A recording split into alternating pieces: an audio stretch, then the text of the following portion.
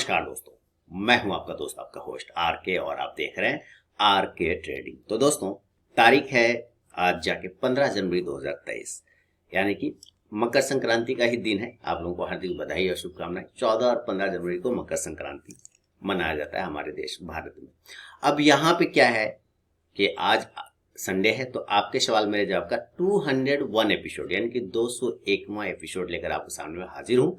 कल शनिवार को जितने लोगों ने सवाल भेजे थे, साइकोलॉजी वाले सवाल थे, स्टॉक से रिलेटेड सवाल थे, उन सारे सवालों को कलेक्ट करने के बाद जिन्होंने रूल के हिसाब से भेजा है उनको सवालों को मैंने कलेक्ट किया है और अब यहाँ पे जवाब लेकर हाजिर हूँ। वीडियो दोस्तों पसंद आए जरूर फीडबैक करिएगा। कोई भी पर्सनल बाइंग और सेलिंग की सलाह नहीं होगी। स्टॉक्स वाले सवाल पर, साइकोलॉजी वाले सवाल सारे लोग देखे समझे, क्योंकि मेन इंपॉर्टेंट थिंग साइकोलॉजी होता है, उसके बाद आपके कैंडल्स चार्ट्स वगैरह आते हैं।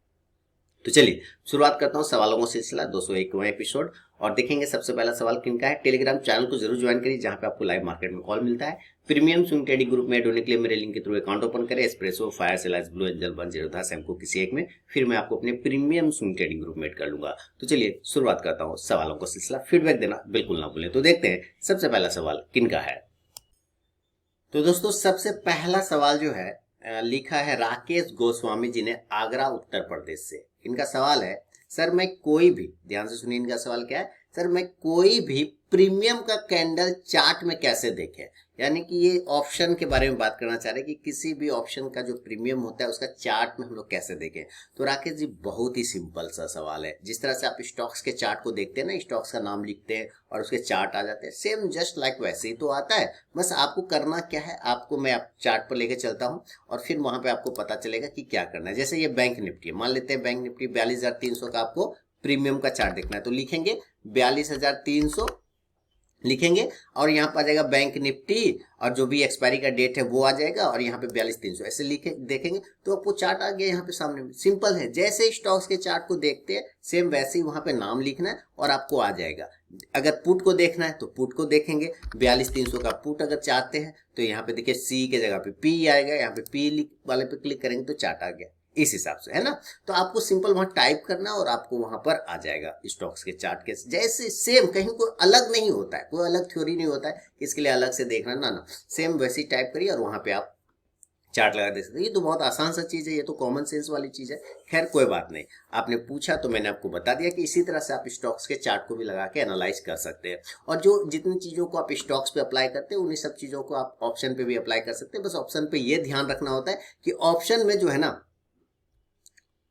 प्राइस और टाइम, ये दो इंपॉर्टेंट चीज होते हैं। क्या होता है, प्राइस और टाइम, ये दो इंपॉर्टेंट चीज होते हैं। जैसे जैसे टाइम खत्म होगा प्राइस अपने आप डिके होना शुरू हो जाता है, प्रीमियम अपने आप डिके। बस इस चीज का थोड़ा ध्यान आपको रखना होता है और ये सब चीजें स्टडी पर जाके आपको कंप्लीट करना पड़ता है।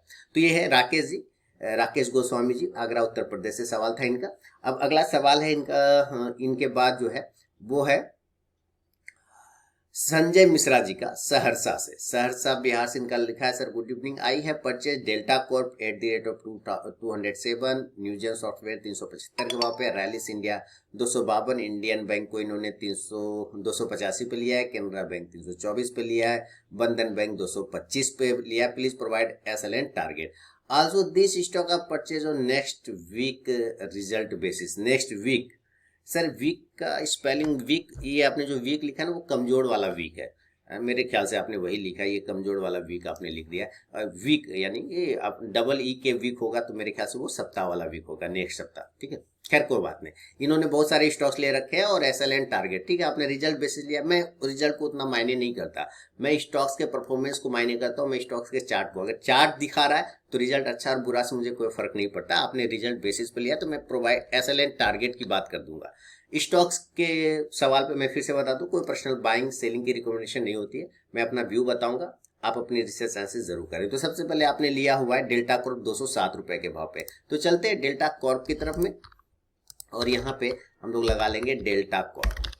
डेल्टा कॉर्प 207 रुपए के भाव पे आपने लिया, बहुत ही अच्छा बात है। 212-11 के आसपास चल रहा है। स्टॉप लॉस 200 रुपए का छोटा सा लगेगा, 7 पॉइंट का स्टॉप लॉस छोटा सा लगाइए। अगर ये ऊपर 220 को ब्रेक करता है तो फिर ये ऊपर 230 से 40 तक के लेवल को दिखा सकता है। न्यूजेन सॉफ्टवेयर मेरा मानना है कि इसको आप लॉन्ग टर्म के लिए भी रखेंगे तो भी ये खराब स्टॉक्स नहीं है। मेरा लॉन्ग टर्म पे बहुत ही बढ़िया व्यू है। मैंने अपना पोजीशन खुद रखा हुआ है लॉन्ग टर्म में कि ये स्टॉक्स आगे जाके मूवमेंट कर सकता है। 375 पे लिया, 382 चल रहा है। स्टॉप लॉस सही वाला स्टॉप लॉस तो इसका बनता है 340 रुपए का।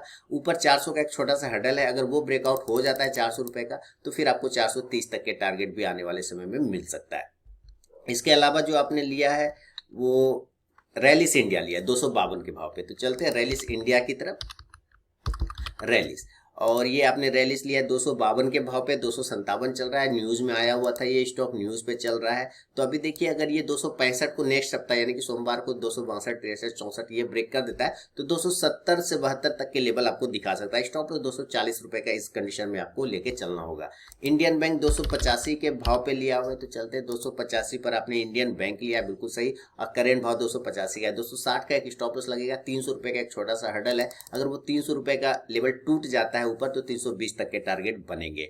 बंधन, केनरा बैंक भी 324 और बंधन बैंक भी 225। सारे बैंकिंग स्टॉक है, यानी सारे अंडे एक बास्केट में आपने रख दिए हैं। ये बहुत ही गलत काम किया है। सारे अंडे को एक बास्केट में रख दिया, अगर वो बास्केट टूटा तो सारे अंडे टूट जाएंगे। कहने का मतलब है कि अगर बैंकिंग सेक्टर खराब हो गया तो सारे के सारे बैंकिंग स्टॉक्स धराशायी हो जाएंगे। इस बात का थोड़ा सा ध्यान रखना है कि अलग अलग स्टॉक्स को आपको लेना है, अलग अलग सेक्टर से। अगर रिजल्ट पे, तो रिजल्ट तो बहुत सारे लोगों के आते होंगे ना।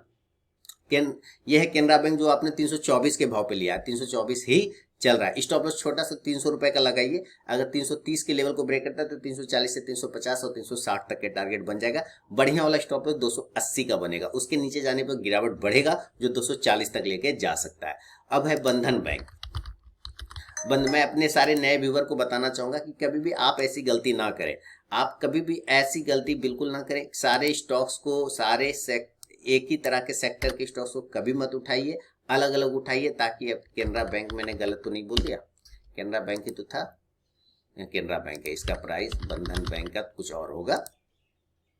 चलिए यहाँ पे चेक कर, हाँ आ गया बंधन बैंक। तो अलग अलग स्टॉक्स उठाया करिए और अलग अलग सेक्टर के स्टॉक्स को उठा के बास्केट में रखा करिए, अदरवाइज प्रॉब्लम हो जाएगा।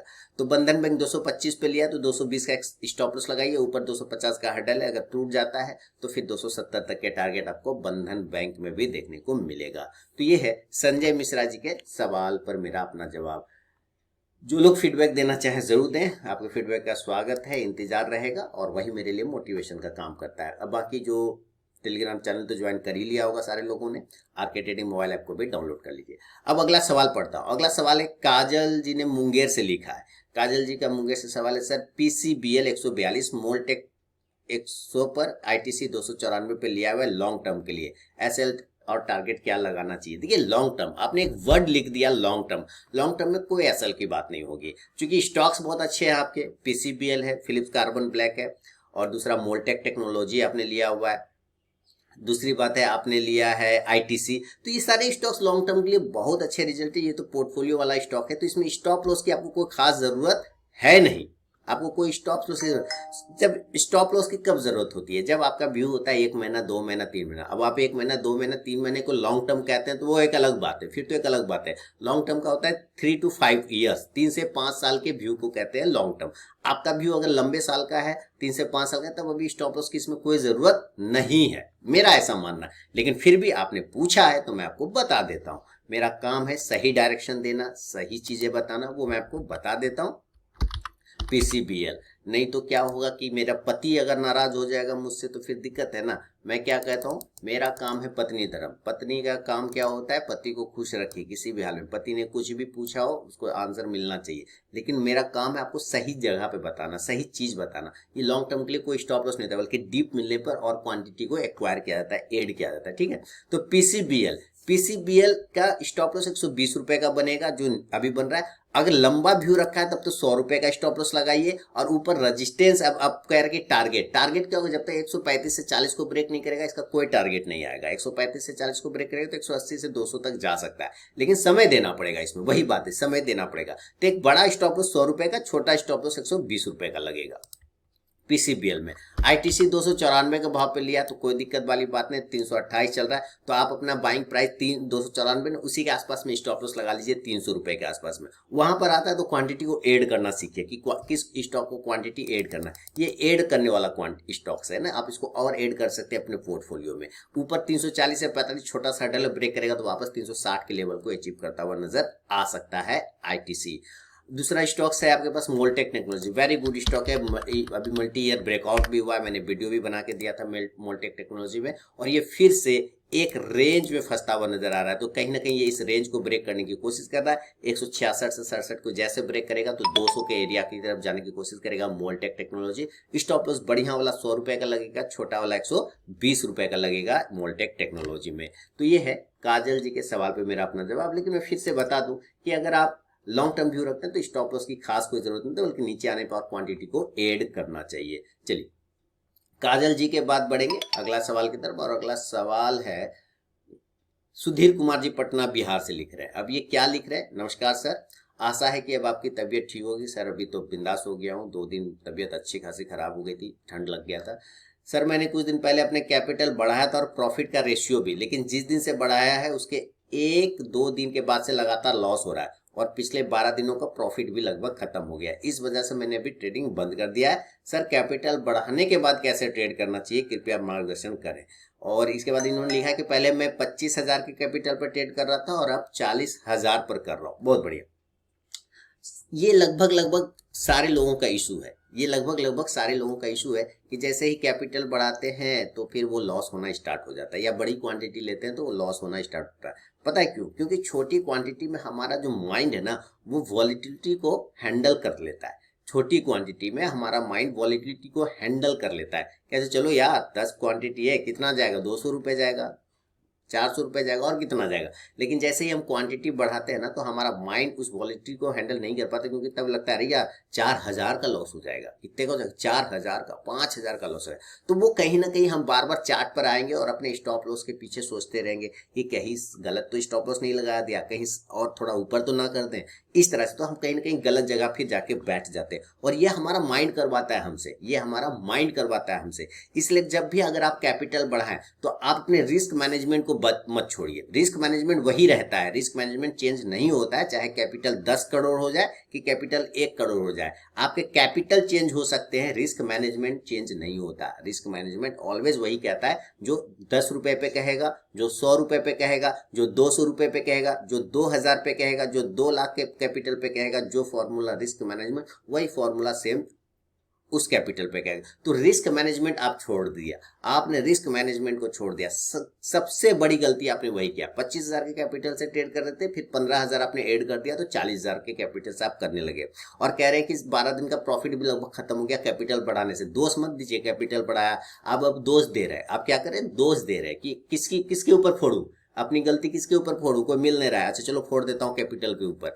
कैपिटल के ऊपर ही फोड़ देता हूँ कि कैपिटल बढ़ाया तो लॉस होने लगा। गलती तो आप गलती फेंक रहे हैं, अपनी गलती को कैपिटल के ऊपर ठेल रहे हैं, गलत बात है।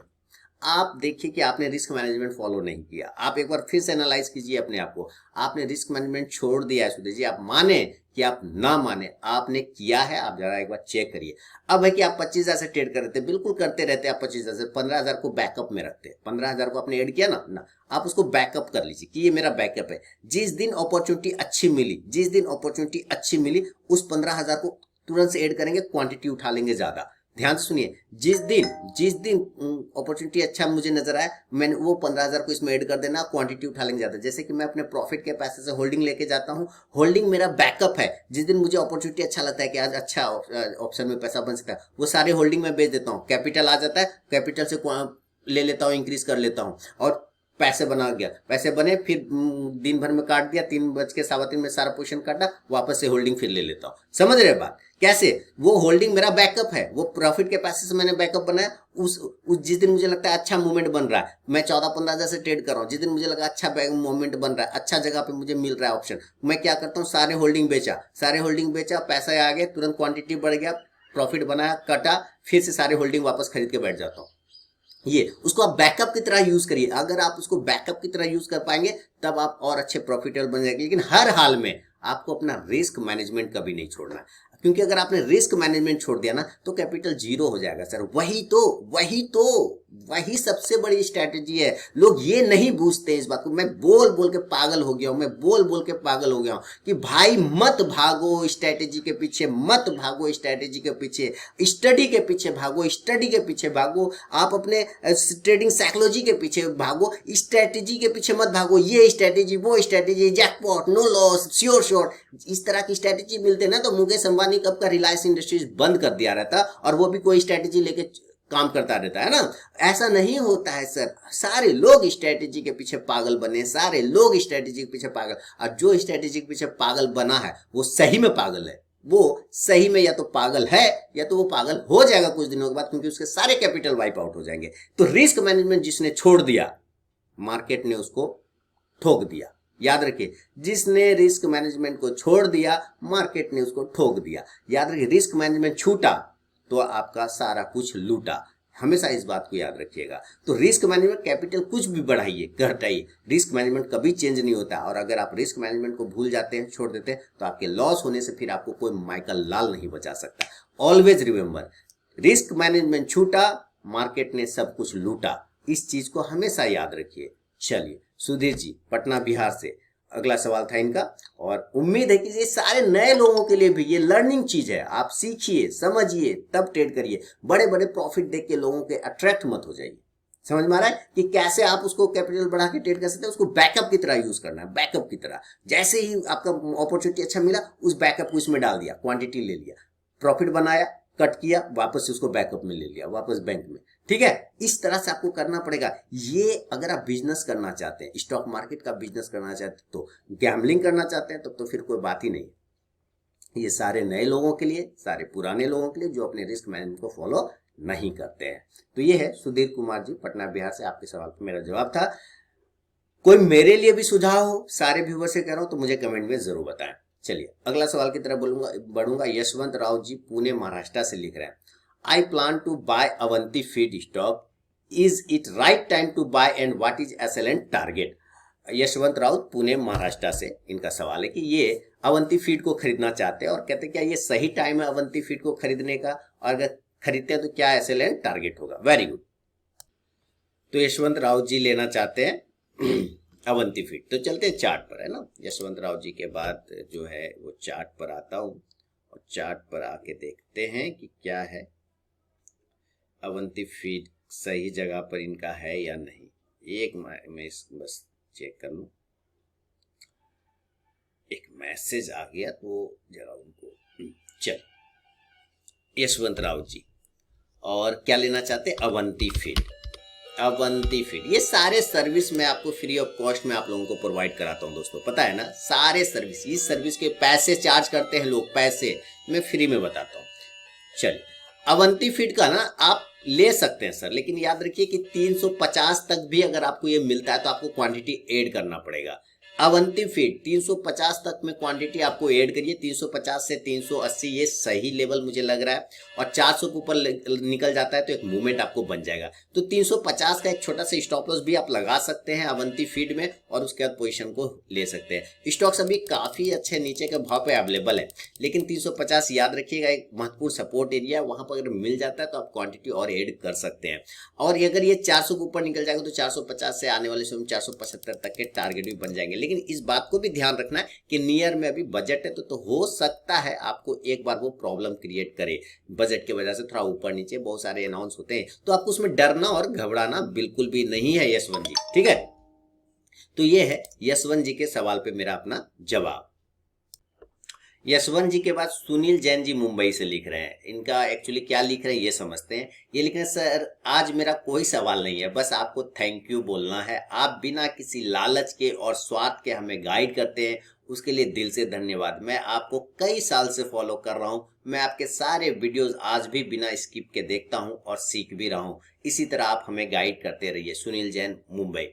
बहुत ही कम लोग इस संसार में मिलते हैं जिनमें थैंक यू बोलने की हिम्मत होती है, जिसमें थैंक यू बोलने की हिम्मत होती है सामने वाले के कामों के बदले, वो भी फ्री ऑफ कॉस्ट में। थैंक यू लोग बोलना भूल गए एक्चुअली। लोग कहते हैं मैं अभी भी, मैं क्या होता है कि मैंने इधर एक लोगों से फोन पे कन्वर्सेशन कर रहा था, तो होता क्या है कि लोग थैंक यू नहीं बोलते। हम लोगों ने अपने जीवन में सिर्फ लो अक्षर पढ़ा, लो लो मतलब सिर्फ लेना, दो अक्षर पढ़े ही नहीं, देना, दो फॉर देना। हम लोग देना ही नहीं जानते। अरे कोई आपके लिए कुछ कर रहा है, आप एक बार उसको थैंक यू तो बोलो। तो बहुत कम लोग ऐसे जीवन में मुझे मिले हैं जो सच में थैंक यू बोलते हैं कि हाँ आपने अच्छा काम किया। गलत काम करने के लिए तो सारे, गलत काम करने के बाद तो कमेंट करने के लिए सारी दुनिया बैठी है। आप, मेरा ये मानना है, सुनील जी का, सबसे पहले मैं सुनील जी का दिल से धन्यवाद करना चाहूंगा कि बहुत बहुत थैंक यू। आप लोग जैसे ही हैं कुछ लोग जो मुझे जिंदा रखा है इस यूट्यूब में, क्योंकि मैं यहाँ फ्री ऑफ कॉस्ट में ये सर्विस प्रोवाइड करता हूँ किसी लालच के। तो मुझे लगता है कि मेरे कुछ जो खास कट्टर समर्थक हैं वो कहीं मुझे मिस ना कर जाएं, तो मैं उनके लिए अवेलेबल रहता हूँ। तो इस तरह से लोग मुझे थैंक यू अगर बोलते हैं तो मैं बहुत बहुत धन्यवाद करना चाहूंगा। एक्चुअली क्या है ना, मेरा ये मानना है कि आपके अच्छे कर्मों को दुनिया बहुत जल्दी भूल जाएगी। आपने 100 अच्छे कर्म किए हों, उसके लिए 100 अच्छे कर्म, 100 बार आपने उसको प्रॉफिट कराया हो, 1000 बार कराया हो। मेरे फ्री टेलीग्राम चैनल पे डेली प्रॉफिट बनता है, कभी कभी स्टॉप लॉस भी करते हैं। तो प्रॉफिट के बाद लोग मुझे कभी थैंक यू नहीं बोलते, कभी नहीं बोलते। लेकिन जैसे ही स्टॉप लॉस किसी एक का गया, मुझे मैसेज आ जाते हैं, कॉल आते हैं, सर आपके कॉल से मुझे लॉस हो गया। ये क्या है भैया, ये क्या है? कल प्रॉफिट हुआ, इसके पहले वाले में प्रॉफिट, तब तो थैंक यू नहीं बोला गया। अभी लॉस हो रहा है तो लॉस में फोन कर रहे हो। मैं, ये यही चीज हम लोग सिर्फ लेना जानते हैं, देना जानते ही नहीं भाई। ऐसा थोड़ी होता है कि जीवन में सिर्फ प्रॉफिट ही होगा। क्या आप रोड पे चलते हैं तो एक्सीडेंट नहीं होगा, चोट नहीं लगती? लगती है ना। तो रोड पे चलना छोड़ देंगे क्या? रोड को गाली देंगे क्या? आपकी आंखें बंद रहेगी तो क्या करिएगा? आप अपना रिस्क मैनेजमेंट छोड़ देंगे तो लॉस तो होगा ही। लोग बहुत कम थैंक यू बोलते हैं। बहुत कम लोग ऐसे हैं इस संसार में बचे हैं जो थैंक यू बोलना सच में जानते हैं। अगर कोई थैंक यू बोलता भी ना तो वो किसी तरह से तो ये साले थैंक यू बोले बात। इसीलिए मैं क्यों बोलता हूँ पत्नी धर्म। मैं मानता हूँ कि मैं पत्नी हूँ आप सबका, मैं पत्नी हूँ आप सबका। तो मुझे अपना पत्नी धर्म निभाना है, चाहे पति थैंक यू बोले कि पति थैंक यू ना बोले, मुझे अपना काम करते जाना है। एक दिन आएगा, एक समय आएगा जब सारे पतियों को लगेगा, सारे पति कभी ना कभी लगेगा कि नहीं यार, सच में, सच में थैंक यू बोलना चाहिए, है ना। तो उस दिन का इंतजार है। और उसी बीच में बहुत सारे लोग ऐसे भी मिल जाते हैं जो थैंक यू बोलते हैं। एक दिन मैं मार्केट में ऐसे ही था, मैं आप लोगों को बताता हूँ, मेरे घर में, मार्केट में इधर, वो दूसरी बात है, दो घटनाएं हुई। पहला तो वो बैटरी इन्वर्टर वाला लगाने के लिए आया मेरे घर में, बैटरी इन्वर्टर लगाने के लिए। तो इससे पहले जब मैं फेस के साथ वीडियो नहीं बनाता था, है ना, तो वो मेरे घर में बैटरी इन्वर्टर लगाने आया, तो उसने मेरी आवाज़ को सुना, है ना, जब मैं फेस के साथ वीडियो नहीं बनाता था। तो उसने आवाज़ से पकड़ लिया कि ये आर के सर का आवाज़ है। हाँ, अब वो मेरी वाइफ से पूछ रहा है कि ये आर के सर का आवाज़ है। तो मैं पहले, फिर मैं सामने में, मैंने कहा, मैंने इग्नोर किया, मैंने कहा कि नहीं भाई मैं नहीं हूँ, नहीं सर आप ही हैं, आपका आवाज़ बिल्कुल मैच कर रहा है। तो कहते कहते फिर मैंने स्वीकार किया, हाँ भाई मैं ही हूँ। तो वह वो लोग जो सिर्फ आवाज़ से भी पहचानते, और इतना खुश हुआ वो मिलके, इतना खुश हुआ, चाय पानी पिलाया, बहुत अच्छे से बैठे हम लोग बातचीत की, इतना खुश हुआ, बोला सर एकदम कभी सोचे नहीं थे कि फेस टू फेस देखेंगे। और ऐसे ही एक बार मार्केट में था और वो बंदा भी मुझे टोकता है पीछे से, हेलो सर। मैंने कहा हाँ कौन? तो आप आर के सर है ना? मैंने कहा नहीं। मैंने कहा हाँ सर, अब तो आप फेस से भी वीडियो बनाते, तो पहचान गया मैं आपको। कहा, अच्छा चलो से थैंक यू थैंक यू। एक दिन मेला में था कहीं पे, वहाँ पे एक ब्लॉगर वीडियो बना रहा था अपना। वो ब्लॉगर भी मुझे देखा, पहले अचरा के मेरे पास आया, बोला कि मैंने आपको देखा है सर कहीं। मैंने कहा कहाँ देखा है भाई? तो आप आर के ट्रेडिंग?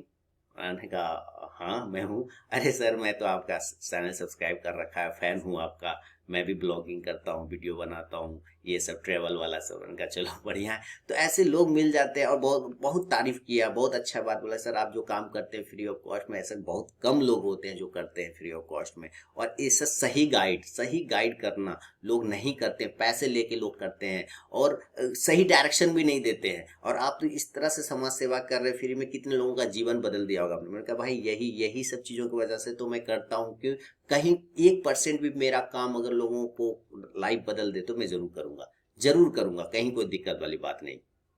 जब तक कर सकता हूँ, जब तक ऐसा नहीं मैं कमिटमेंट करूँ कि मैं पूरी लाइफ करूंगा ना। मेरा भी अपना परिवार है, फैमिली है। जिस दिन मुझे लगेगा इट्स ओवर, बहुत हो गया, मैं बंद कर दूंगा। थोड़ी मैं आपसे पैसे थोड़ी ले रहा हूँ जो मैंने कमिटमेंट करना है कि नहीं लाइफ टाइम करूंगा। मैं कोई पैसे वगैरह लेता नहीं फ्री ऑफ कॉस्ट में, तो आज हूँ कल ना रहूँ तो कोई दिक्कत वाली बात नहीं। लेकिन जब तक कर सकता हूँ करूंगा बिल्कुल। तो चलिए, आप लोगों के मोटिवेशन के लिए बहुत बहुत धन्यवाद। सुनील जैन जी ने कहा, उसके लिए बहुत बहुत थैंक यू सर। चलिए, इतना समय, पता है सुनील जैन जी, जो समय खेल उगाने, ये उन लोगों को बिल्कुल भी पसंद नहीं है जो स्किप कर करके देखते हैं। जितना बात मैंने बोला थैंक यू के लिए, इस सारे लोग स्किप करेंगे, सारे लोग स्किप करेंगे। क्यों पता है? क्योंकि उसको ये सुनना ही नहीं है, उसको तो सिर्फ लेना आता है ना, देना थोड़ी जानता है। चलिए, अमर कुलकर्णी जी पुणे से लिख रहे हैं। क्या लिख रहे हैं ये समझते हैं। अगला सवाल, सर चार्ट स्टडी में स्टॉक का लोअर लो और हायर हाई कैसे डिटरमाइन कर सकते हैं? डबल टॉप या डबल बॉटम क्या सूचित करता है? आप देखते ही नहीं वीडियो। अमर कुलकर्णी जी, आप वीडियो ही नहीं देखते स्टडी वाला। मैं स्विंग कॉल्स वाले वीडियो प्रोवाइड करता हूँ, मैं चार्ट स्टडी वाले वीडियो प्रोवाइड करता हूँ ना। मेरे सारे व्यूवर लिखेंगे कमेंट सेक्शन में, करता हूँ। और उसमें मैं साफ बताता हूं, सिखाता हूं कि कैसे आप पकड़ सकते हैं कि ये डबल टॉप बन रहा है, डबल बॉटम बन रहा है, लोअर हाई बन रहा है, लोअर लो बन रहा है। ये सारे चीज मैं बताता हूं, दिखाता हूं, समझाता हूं। मेरे जितने चार्ट स्टडी वाले वीडियो आते, जितने चार्ट स्टडी वाले स्विंग कॉल्स वाले वीडियो आते, सब में बताता हूं। पता है आप देखते कौन सा वीडियो है? आप सिर्फ वो वीडियो देखते हैं जिसमें लिखा रहता है इंट्राडे।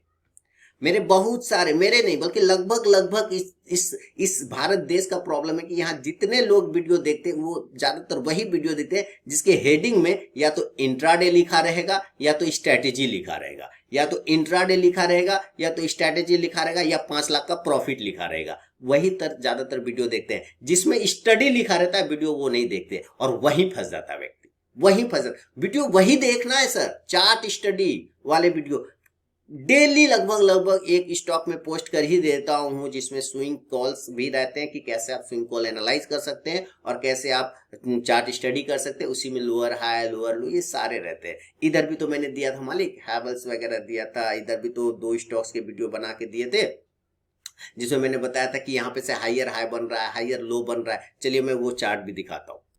एक तो ग्रिप्स कॉटन था, हाँ ग्रिप कॉटन ही था, जिसके बारे में मैंने इधर भी बताया था, परसों तरसों वीडियो डाला था कि कैसे आप चार्ट को एनालाइज कर सकते हैं। और दूसरा स्टॉक था गोकुल दास। कौन सा था? गोकुल दास एक्सपोर्ट। मैंने इसके बारे में बताया था कि कैसे आप higher low, higher high determine कर सकते हैं, कैसे डबल टॉप बॉटम, मैंने सारे चीज मैंने बताए थे। लेकिन वीडियो उसमें इंट्राडे नहीं लिखा रहता है। उसमें इंट्राडे, चूंकि मेरे वीडियो में ज्यादातर इंट्राडे, स्ट्रैटेजी, ये सब वर्ड नहीं रहता है, लोग नहीं देखते। फिर कहेंगे आपने मुझे बताया नहीं। अरे भैया तुम वीडियो ही नहीं देखोगे पूरा। एक है मेरा कोई व्यूवर, वो कहते हैं आपने ये स्टॉक मुझे नहीं बताया, हम लोग व्यूवर है आपके। आप खाली एक्चुअली ना, आप लोग मैक्सिमम इंट्राडे वाला वीडियो देखते हैं, जिसमें इंट्राडे लिखा रहे, जिसमें स्ट्रैटेजी लिखा रहे, जिसमें 50,000 5 लाख का प्रॉफिट लिखा रहे। स्टडी वाला वीडियो ही नहीं देखते। 3 स्टार वीडियो कोई नहीं देखता। मैं 3 स्टार वीडियो पोस्ट करता हूँ ना, 3 स्टॉक्स इंट्राडे के लिए, यस और नो। 3 स्टार वाले वीडियो, जो व्यक्ति, मेरा मानना है कि 3 स्टार वीडियो को कंप्लीट देखेगा, 6 से 7 मिनट का वीडियो होता है, वो भी नहीं लोग देख पाते। 6 से 7 मिनट का वीडियो अगर कंटिन्यू पिछले 5 सालों से लेकर अब तक का अगर किसी ने देख लेगा, कोई माइकल लाल उसको चार्ट स्टडी समझने से नहीं रोक सकता। वो चार्ट स्टडी पर ही मैं स्टॉक्स निकाल के लेकर आता हूं। जो स्विंग कॉल्स वाले वीडियो डेली देख लेगा, रोज देख लेगा, एनालाइज कर लेगा, उस वीडियो को पूरा स्किप किए बगैर देख लेगा, वो कभी चार्ट स्टडी में मिस नहीं कर सकता। क्यों? लेकिन मैं उसमें इंट्राडे नहीं लिखता हूं, है ना, इंट्राडे नहीं लिखता, इसलिए लोग नहीं देखते उसको। उसमें स्ट्रैटेजी नहीं लिखता हूं, इसलिए लोग नहीं देखते हैं इसको। ये प्रॉब्लम है। आप जिस दिन ये आदत सुधार लेंगे ना, आप सब सुधार लेंगे, आपको पता चल जाएगा कि क्या चार्ट स्टडी है, कैसे डिटरमाइन करना चाहिए। उम्मीद है दिल पे मत लीजिएगा, चोट मत खाइएगा कि अरे इसने बोल दिया, पूछे तो भाव खाता है, इस टाइप का मत सोचिएगा। मैं आपके भले के लिए बोल रहा हूं, आप सबके भले के लिए बोल रहा हूं ये बात, कि आप उन चीजों से दूर होइए, क्योंकि उसमें आपको कोई मजा नहीं मिलेगा। स्ट्रेटेजी वाला वीडियो ढूंढने में, इंट्राडे वाला वीडियो ढूंढने में उसमें मजा नहीं मिलेगा। मजा मिलेगा जब आप स्टडी वाला वीडियो ढूंढेंगे। स्टडी जिसमें रहता है, आप उस वीडियो को देखना पसंद करिए, फिर आपको मजा मिलेगा। तो ये 2 स्टॉक इधर थी डाला था परसों तरसों, ग्रिप्स कॉटन और गोकुल दास एक्सपोर्ट, आप जाके देखिए तो उस पर भी मैंने समझाया। और ऐसे रोज वीडियो डालता रहता हूं जहां पे मैं चार्ट स्टडी के साथ लेवल बताता हूं कि कैसे लेवल निकलेगा, कैसे टारगेट निकलेगा। लेकिन लोग स्किप कर जाते हैं, नहीं देखते वो वीडियो, उसमें इंट्राडे नहीं रहता है। ठीक है अमर जी, बात समझ में आया? तो डबल टॉप और डबल बॉटम क्या सूचित करता है? डबल टॉप और डबल बॉटम रिवर्सल सूचित करता है। फिर से सुनिए, क्या सूचित करता है? डबल टॉप और डबल बॉटम रिवर्सल सूचित करता है कि नीचे से अगर ऊपर गए डबल टॉप बन गया, यानी this is one top, this is second top, तो यहां से हम गिरे तो हो सकता है यहां से भी गिर जाए, जरूरी नहीं है कि गिर जाएगा। अगर ब्रेक करके ऊपर जाएगा तो बहुत तेज भागे। तो डबल टॉप या डबल बॉटम कोई भी पैटर्न वो रिवर्सल सूचित करता है, वो डायरेक्शनली रिवर्सल सूचित करता है कि यहाँ से रिवर्ट हो सकता है, यहाँ से रिवर्ट हो सकता है, या फिर ब्रेकआउट या ब्रेकडाउन मिल सकता है, ये सारी सूचित करता है। आपको यही सब चीजें तो स्टडी में मिलता है देखने और समझने को। बात समझ में आ रही है? बिल्कुल समझिए और इस चीज को सीरियस हो गया। अगर आप मार्केट के प्रति सीरियस नहीं, लोग कहते तो हैं सर मैं पैशनेट हूं मार्केट के प्रति, झूठ बोलते हैं। एक्चुअली 2-4 दिन उनको प्रॉफिट हो गया ना तो वो पैशनेट हो जाते हैं, 2-4 दिन जहां लॉस होता है ना तो सारे पैशनेट हवा फुर हो जाते हैं। कोई पैशनेट नहीं करता यहाँ पे, पैशनेट आपको अंदर से होना पड़ता है, अंदर से। जैसे कल भी मैंने बताया था कि गर्लफ्रेंड से बात करने के लिए कोई पैशन का जरूरत होता है क्या? वो 5-5 घंटा पार्क में बिता देते हैं, अभी ना जाओ तुम मुझे छोड़ के कि दिल अभी भरा नहीं टाइप का चलता रहता है ना, फोन पे 5-5 घंटा बात करते रहते हैं। क्या पैशन है? क्योंकि वहां आपको इंटरेस्ट जगता है, आपको इंटरेस्ट है उसमें, आपको मन लगता है, तभी तो उतना घंटे बात कर पाता है लोग। इसी तरह जब आपको चार्ट में मन लगने लग जाएगा, स्टडी में मन लगने लग जाएगा, आप अपने आप उसमें टाइम निकालना शुरू कर देंगे और स्टडी पे बिलीव करना स्टार्ट कर देंगे, वो चीजें। और खासकर सारे वीडियो देखिए, मैं वीडियो में इंट्राडे स्ट्रेटेजी पे स्ट्रेटेजी ये सब अट्रैक्टिंग वर्ड नहीं लिखता हूँ ताकि लोग अट्रैक्ट हो जाए, मेरा व्यू बढ़ जाए, मैं नहीं लिखता हूँ। लेकिन सारे वीडियो मेरे एजुकेशनल वाले होते हैं और जबरदस्त होते हैं। मेरे व्यूवर जो पुराने हैं वो कमेंट सेक्शन में मुझे लिखेंगे, बताएंगे खुद ब खुद। आप पढ़िएगा कमेंट को, अगर कुछ लोग लिखते हैं तो, कि किस तरह की चीजें मिलती है मेरे वीडियो से फ्री ऑफ कॉस्ट में। जरूर देखा करिए अमर जी, जरूर देखा करिए, सारे वीडियो देखिए, ठीक है ना, और उससे सीखिए और समझिए। तो double top double bottom reversal बताता है, ठीक है, हायर लो हायर बॉटम, ये सारे एक हाई से ऊपर जब स्टॉक जाता है तो दूसरा हाई बना के फिर नीचे आता है, जो दूसरा जो लो बनता है ना उस लो से वो लो बड़ा होता है नीचे वाले लो से, ठीक है। इसका मतलब वो अप ट्रेंड को भी सूचित करता है। ये सारी चीजें मैं चार्ट पे समझाता हूँ जब वो स्विंग वाले वीडियो डालता हूँ और चार्ट स्टडी रीडिंग वाला वीडियो डालता हूँ। आप देखा करिए उस सब वीडियो को। डबल बोनांजा ऐसे ऐसे करके भी वीडियो आपको मिलेंगे, उसमें भी मैं चार्ट स्टडी बताता हूँ, ठीक है, देखा करिए, तब आपको क्लियर पता चल जाएगा। तो ये अमर कुलकर्णी जी, आपका बहुत बहुत धन्यवाद, आपने बहुत अच्छा सवाल भेजा था, थैंक यू। और फीडबैक देना बिल्कुल ना भूलें। धर्मेंद्र जी जबलपुर मध्य प्रदेश से लिख रहे हैं कि BSE 580 CUB यानी कि सिटी यूनियन बैंक को 177 पे लिया, ग्रेनुअल्स 336 पर, आर सिस्टम को 270 पे, ICICI बैंक 910 पे लिया है, GOCL कॉर्पोरेशन 368 पे। शॉर्ट टर्म में स्टॉप लॉस एंड टारगेट क्या होगा, ये लिख रहे हैं धर्मेंद्र जी जबलपुर मध्य प्रदेश से। BSE 580 पे लिया, चलते हैं बॉम्बे स्टॉक एक्सचेंज पर। BSE 580 पे लिया और 534 चल रहा है। देखिए 534 चल रहा है, ये शॉर्ट टर्म का स्टॉक नहीं है धर्मेंद्र जी, ये प्रॉब्लम है। और आपने लिया है 580 पे, स्टॉप लॉस तो तब होने चाहिए थे। अब स्टॉप लॉस आप पूछे, जबकि उसका स्टॉप लॉस अब 500 का बनेगा, 500 का बनेगा, और ये 550 का एक रेजिस्टेंस है। अगर इसके ऊपर निकलता है तो वापस आपका प्राइस 580 वाला आ जाएगा। और जब 580 वाला आ जाए ना तो भागिएगा मत, 580 का जब प्राइस आ जाएगा ना भागिएगा मत, वेट करिएगा, क्योंकि तब वो और भी ऊपर जाएगा। कारण पता है क्यों? हम लॉस में बैठना मजबूरी होता है, लॉस में बैठना मजबूरी होता है, प्रॉफिट में बैठना बहादुरी होता है। जब वो प्रॉफिट की तरफ जाएगा ना तो भागिएगा मत, थोड़ा वेट करिएगा, आपको प्रॉफिट बना के जरूर देगा। सिटी यूनियन बैंक 177, इस स्टॉक को हालांकि मैं ज्यादा वॉच करता नहीं सिटी यूनियन बैंक को, फिर भी आपने ले रखा था कि स्टॉप लॉस 150 रुपए के आसपास का लगा के रख सकते हैं। 180 का रेजिस्टेंस है, अगर ब्रेकआउट किया तो 200 तक के टारगेट बनेंगे। ग्रेनुअल्स 336 पे लिया, तो वेट करिए ग्रेनुअल्स में, अभी तो बेचारा 336 के आसपास पहुंचा भी था, 318 330, वेट कर लीजिए। स्टॉप लॉस आपको 295 का लगेगा। जैसे ये 336 से 340 का एक हर्डल है, अगर वो ब्रेक हो जाता है तो 360 तक के टारगेट बनेगा। कोशिश कर रहा है, रुक नहीं पा रहा है, कोशिश कर रहा है पर रुक नहीं पा रहा है, रुकेगा जिस दिन अच्छे आपको ब्रेकआउट मिलेगा।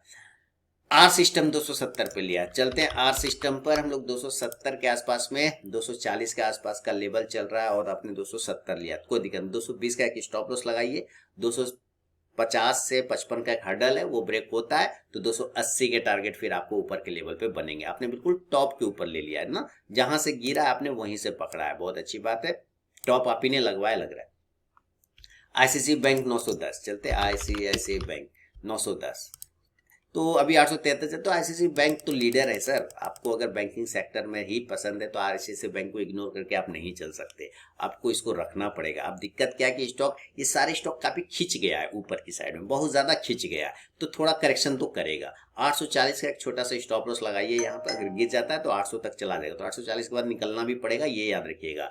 आज 900 रुपए का हर्डल है, अगर 900 को ब्रेक कर जाता है तो फिर मूवमेंट स्टार्ट हो जाएगा 940 तक के टारगेट के लिए। इसके अलावा जीओसीएल कॉर्पोरेशन आपने लिया हुआ है 368 पे, 360 चल रहा है, स्टॉप लॉस 320 रुपए का लगेगा, और वो प्राइस यही रेजिस्टेंस है 385 वाला, ब्रेक करता है तो 400 420 तक के टारगेट आपको देखने को मिलेगा धर्मेंद्र जी। तो ये है धर्मेंद्र जी के सवाल पे मेरा अपना जवाब।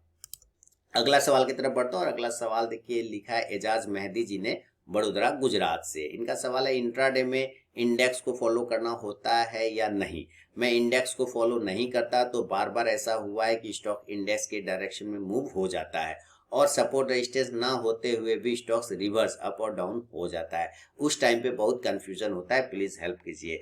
इंट्राडे में इंडेक्स को फॉलो करना होता है या नहीं। देखिए इंट्राडे में इंडेक्स को फॉलो जरूर करना चाहिए। मेरा मानना है कि इंट्राडे, सबसे पहले तो आप अपने स्टॉप लॉस को फॉलो करिए, इंडेक्स को तो साइड में रखिए, पहले इन स्टॉप लॉस को जरूर फॉलो करिए। स्टॉप लॉस को अगर आप फॉलो करते हैं तो अगर आपकी स्टॉप लॉस कट गया तो आप बाहर आ गए, सीधी सी बात है। अब मान लेते हैं कि आपने स्टॉप लॉस ही नहीं लगाया जैसा कि मुझे उम्मीद है, तब वहां बार बार इंडेक्स पे नजर जाता है, तब रखना पड़ता है इंडेक्स पे नजर कि अगर इंडेक्स इसके नीचे गया तो काफी नीचे चला जाएगा, और वो स्टॉक्स अगर इंडेक्स से रिलेट करता है, अगर वो स्टॉक इंडेक्स से रिलेट करता है तो वो स्टॉक भी नीचे चला जाएगा। ठीक है, बात समझ में आ रही है। अगर वो स्टॉक इंडेक्स से रिलेट करता है तो वो भी उसको खींच के लेके नीचे चला जाएगा। लेकिन अगर आपने स्टॉप लॉस पहले ही कहीं लगा रखा तो कट गया तो बाहर आ गया, अब इंडेक्स कहीं जाए, क्या फर्क। फर्क तब पड़ता है जब आपको अंदर पेन होना स्टार्ट हो जाता है। पेन क्या होता है कि अरे यार रुक जाते ना, देखो ये घूम गया, अब प्रॉफिट आ जाएगा, नहीं लगाते स्टॉप लॉस तो बच जाते, है ना, घूम जाता हमको प्रॉफिट होता है, तब परेशानी होता है। ये सब गलत बात है। वो पेन वो खत्म हो गया, अगर स्टॉप लॉस कट गया तो खत्म हो गया, लेकिन इंडेक्स को जरूर फॉलो करना चाहिए, स्टडी करना चाहिए। बैंक निफ्टी निफ्टी क्यों देखते हैं हम लोग, क्यों देखते हैं, सारे बैंकिंग स्टॉक्स को ना देख लें, उसको भी देखना है, सारे बैंकिंग स्टॉक्स भी देखते हैं और बैंक निफ्टी को भी देखते हैं। क्यों, क्योंकि उसके रिलेट करता है ना, अगर वो घूमेगा तो वो घूमेगा, वो घूमेगा तो वो घूमेगा। आपको ये देखना होता है क्या आपको वो स्टॉक, उससे कभी कभी देखते होंगे मार्केट 100 पॉइंट डाउन हो गया, 200 पॉइंट डाउन हो गया, और उसी दिन देखिए कि कोई स्टॉक 20% ऊपर सर्किट लगा के बैठा है, वो तो नहीं गिरा। बात समझिए एजाज जी, वो तो नहीं गिरा, वो तो सर्किट मार गया, और जबकि पूरा इंडेक्स मार्केट नीचे, फिर वो सर्किट कैसे मारा ऊपर। कहने का मतलब अगर स्टॉक्स आपके इंडेक्स से रिलेट करता है तो फर्क पड़ता है। अगर आपने वो स्टॉक ढूंढ रखे, ले रखा है जो इंडेक्स से रिलेट कर रहा है, तो फिर आपको इंडेक्स को जरूर फॉलो करना चाहिए। बात समझ में आ रही है मेरे ख्याल से। तो आप उन स्टॉक्स पे ट्रेड करिए जो इंडेक्स के साथ चलता हो, इंडेक्स को फॉलो करता हो, ताकि आपको आसान हो नजर रखने पर। क्लियर। अब जो है इस एजाज मेहदी जी का सवाल हो गया। इसके बाद एक और बहुत ही महत्वपूर्ण सवाल है, और महत्वपूर्ण सवाल क्या है कि ये ललन सिंह जी ने लिखा है, सर कुछ पेनी स्टॉक का नाम बताइए, कुछ पेनी स्टॉक का नाम बताइए। एक्चुअली पेनी स्टॉक का एक सबसे पहले कॉन्सेप्ट होता है ललन जी, आप इसको समझिएगा थोड़ा सा, मैं सारे लोगों को समझा। पेनी स्टॉक का एक कॉन्सेप्ट होता है। पेनी स्टॉक्स कोई, चूंकि चमन्नी वाला स्टॉक होता है, कोई 1 रुपया मिलता है, कोई 5 रुपया में मिलता है, कोई 10 रुपया। भारत में पेनी स्टॉक 25 रुपए से नीचे के स्टॉक को पेनी स्टॉक बोला जाता है। पहले आप कॉन्सेप्ट समझिए, 25 रुपए से जो नीचे का स्टॉक्स होता है वो पेनी स्टॉक की कैटेगरी में आता है।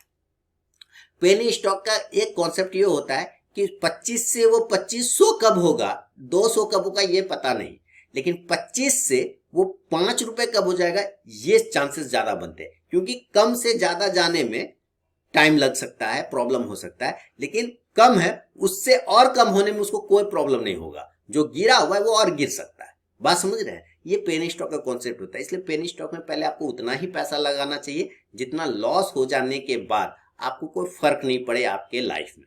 ध्यान से सुनिए, पेनी स्टॉक में उतना ही पैसा लगाना चाहिए जिसके लॉस हो जाने से आपको कोई फर्क नहीं पड़े जीवन में। एक बात तो ये हो गया, तो ये कॉन्सेप्ट होता है पेनी स्टॉक। बढ़िया पेनी स्टॉक, आप थोड़ा सा आप ब्रांडेड पेनी स्टॉक्स की तरफ नजर रखिए। ब्रांडेड पेनी स्टॉक, जिसे मैं आपको बताता हूं, बैंक ऑफ महाराष्ट्र, ये डूब सकता है क्योंकि ये सरकारी बैंक है। ये हो सकता है कि ये रुक सकता है, डूब नहीं सकता। बात समझिए, ये रुक सकता है, डूब नहीं सकता, क्योंकि सरकार उसको डूबने ही नहीं देगा। बात समझ रहे हैं। जैसे पीएनबी, वो 50 रुपए का अब हो गया, खैर वो अलग बात है, लेकिन था तो वो 30 रुपए पे, आईडीएफसी था तो वो ब्रांडेड पेनी स्टॉक्स पे नजर रखिए। वो चिरकुट वाले जो पेनी स्टॉक्स होते हैं ना, उस पर रिस्क बहुत बनता है, क्योंकि कभी कभी कुछ लोग क्या होते हैं ना, सारे कैपिटल को उस पर लगाते हैं कि कल दिन तो ये 50 पैसे पे ले आया, 500 रुपये हो जाएगा, गजब, लाखपति करोड़पति तुरंत बना देगा। अरे सर, 5 रुपए पे लिया तो वो 50 पैसे भी तो हो सकता है। अब बात समझिए, 50 पैसे भी तो हो सकता है, क्योंकि 5 रुपए से 500 होने में प्रॉब्लम कर सकता है, टाइम लगा सकता है, लेकिन 50 पैसे होने में कितना टाइम लगाएगा, कुछ नहीं, तुरंत से 4 दिन में हो जाना है उसको। बात समझिए इस चीज को, है ना। तो उतने ही पैसे लगाइए जितना आप रिस्क ले सकते हैं, और जिसके डूब जाने से कोई फर्क नहीं पड़ता है। बढ़िया पेनी स्टॉक ये ढूंढना अपने आप में कलाकारी होता है। पूरा का पूरा आपको मार्केट एनालाइज करना होता है, कंपनी को पढ़ना पड़ता है, समझना पड़ता है, देखना पड़ता है। मैं बार बार पिछले वीडियो में बता रहा था बैंकिंग वाले में कि पीएनबी जब भी डीप मिले आपको बाय करना है, पीएनबी जब भी डीप मिले बाय करना है, आईडीएफसी जब भी डीप मिले बाय करना है। क्यों? क्योंकि वो उस वक्त पेनी था, लेकिन वो ब्रांडेड पेनी था। ब्रांडेड पेनी स्टॉक्स पे आपको बिलीव करना है। ब्रांडेड पेनी अभी भी है, बहुत सारे ब्रांडेड पेनी स्टॉक जो मार्केट में चल रहे हैं, जो मार्केट पे दिख रहा है, जो मार्केट में है, लेकिन लोग वहां पे नहीं जाके वो 5 पैसा पे जाता है, तो 20 पैसे पे जाता है। वो पेनी स्टॉक का कोई महत्व नहीं है सर, चल गया तो शाम तक, नहीं तो शाम तक। लेकिन जो ब्रांडेड पेनी स्टॉक है वो आज नहीं तो कल जरूर चलेगा, वो डुबाएगा नहीं, कम से कम डिविडेंड तो देगा, कम से कम डिविडेंड तो देता रहेगा। तो आप वैसे पेनी स्टॉक्स पे नजर रखिए। मैं कुछ अच्छे क्वालिटी स्टॉक्स के नाम आपको बता दूं, लेकिन मैं फिर से डिस्क्लेमर देना चाहूंगा, कोई पर्सनल बाइंग और सेलिंग की सलाह यहाँ पे नहीं है। मैं स्टॉक्स के नाम बता तो आप अपनी रिसर्च एनालिसिस जरूर करें। तो चलते कुछ छोटे छोटे प्राइस के स्टॉक्स को देखने के लिए। देखिए, सब ब्रांडेड पेनी स्टॉक्स का होता है फायदा ये कि आप उसमें कब से वो आपको डिविडेंड देता रहेगा। आपके लिए एक पेनी स्टॉक्स की बात करें तो आलोक इंडस्ट्रीज 15 रुपए के भाव पे है। आलोक इंडस्ट्रीज ये कपड़े से रिलेटेड है और रिलायंस ने इसको एक्वायर करके रखा है। रिलायंस इंडस्ट्रीज ने, खबरें तो यही थी कि रिलायंस इंडस्ट्रीज ने इसको एक्वायर कर रखा है। तो आप देखिए पेनी स्टॉक होता क्या, ये सर्किट पे चलता है और उतरता भी है तो सर्किट में ही उतरता है। तो आप आलोक इंडस्ट्रीज पे भी नजर रख सकते हैं। बेहतरीन पेनी स्टॉक है, बढ़िया स्टॉक है, मात्र 15 रुपए के भाव पर है। दूसरा अगर पेनी स्टॉक की बात करें तो मैं मान के चलता हूं कि दूसरा पेनी स्टॉक है पिलीटा। पिलीटा जिसको कि पिल इटालिका के नाम से जाना जाता है। ये कुर्सी टेबल चेयर वगैरह बनाती है, जैसे नीलकमल वगैरह है ना, वैसे ये 8 रुपए 15 पैसे के भाव पे बनाती है। देखिए 8 से 80 पैसा होने में इसको टाइम नहीं लगेगा, लेकिन 8 रुपए से 800 होने में इसको टाइम लगेगा। इस कॉन्सेप्ट को हमेशा समझ के रखिएगा, ये रिस्क आपके साथ हमेशा रहेगा जो पेनी स्टॉक्स लेते हैं। इसलिए मैं बार बार कहता हूं कि ब्रांडेड पेनी स्टॉक्स को लेना और लंबे समय के लिए रखना, तभी अरे ये सोचेंगे 2 महीने में 200 हो जाए भैया, तो फिर दूर हो जाएगी, है ना। ये एक है bank of Maharashtra. Bank of Maharashtra लगे अरे इसको तो कौन नहीं जानता है, भाई जानते हो तो फिर लेना चाहिए था ना। बैंक ऑफ महाराष्ट्र 31 रुपए को गया। ऐसे ही पीएनबी को लोग कहता था 20-25 पे, आज कहाँ मिलता है पीएनबी 20-25 पे, है ना। बैंक ऑफ महाराष्ट्र 31 रुपए पे। तो उतना ही पैसा लगाना है जिसके डूबने से आपको कोई फर्क ना पड़े। क्वालिटी पेनी स्टॉक्स में वो भी पैसा क्वालिटी पेनी स्टॉक्स में लगाइए। थोड़ा मोड़ा पैसा अगर आप चाहें तो यस बैंक में लगा लीजिए, थोड़ा मोड़ा, ज्यादा नहीं, यस बैंक भी लगा सकते हैं। तो ये 2-4 पेनी स्टॉक्स है ललन जी। चूंकि पेनी स्टॉक का कॉन्सेप्ट मैंने आपको समझा दिया, उम्मीद है यही कि आपने वीडियो स्किप नहीं किया होगा, अदरवाइज पेनी स्टॉक का क्या कॉन्सेप्ट है ये आपको नहीं समझ में आएगा। सारे लोगों को मैं बता दूं कि पेनी स्टॉक का अपना एक रिस्क होता है, जैसे कि मैंने पहले ही बता दिया, तो उसको ध्यान में रखें। तो ये है आपके सवाल पे मेरा जवाब। और दोस्तों ये आपके सवाल मेरे जवाब का 201 एपिसोड आज कंप्लीट हो गया ललन जी के सवालों के साथ ही। उम्मीद है सारे लोगों के सवालों के जवाब मिल गए होंगे। अच्छे तरीके से मैंने देने का कोशिश किया है सवाल का जवाब। पसंद आया तो जरूर फीडबैक करें। नए व्यूवर हैं तो टेलीग्राम चैनल को ज्वाइन करें, जहां पे लाइव मार्केट में कॉल मिलता है। आरके ट्रेडिंग मोबाइल ऐप को भी आप डाउनलोड कर सकते हैं लाइव मार्केट में कॉल के लिए। और प्रीमियम स्विंग ट्रेडिंग ग्रुप में ऐड होने के लिए मेरे लिंक के थ्रू अकाउंट ओपन करें। Espresso, fire cell, blue angel, 1010 हमको किसी एक में, फिर मैं आपको अपने प्रीमियम स्विंग ट्रेडिंग ग्रुप में ऐड कर लूंगा। दूसरा, मेरे मोबाइल ऐप पे जाएंगे तो बहुत सारे कोर्सेस रखे हुए हैं, जहां पर आप अपने नीड के हिसाब से, अगर आप बिगनर हैं तो उसके लिए कोर्स है, अगर आप थोड़ा एडवांस हो चुके हैं तो उसके लिए स्विंग कोर्स बने हुए, इंट्राडे ट्रेडिंग कोर्स बना हुआ है। वो इंट्राडे ट्रेडिंग कोर्स का तो इनरोलमेंट खत्म भी हो गया, वो बैचेस चल भी रही है। नेक्स्ट बैच शायद मार्च अप्रैल में स्टार्ट हो, या मार्च के आसपास में भी स्टार्ट हो सकता है मे बी। तो वो सारे कोर्सेज, पोजिशनल ट्रेडिंग का बूस्टर डोज है, ट्रेडिंग सेटअप है, इंट्राडे के लिए है, साथ ही आपका कैंडल स्टिक स्ट्रैटेजी है। ये सारे वीडियो मैंने वहां बना रखे हैं कोर्सेज, जिसका प्राइस 500 रुपए के आसपास से स्टार्ट होकर लगभग 13,000 तक का है।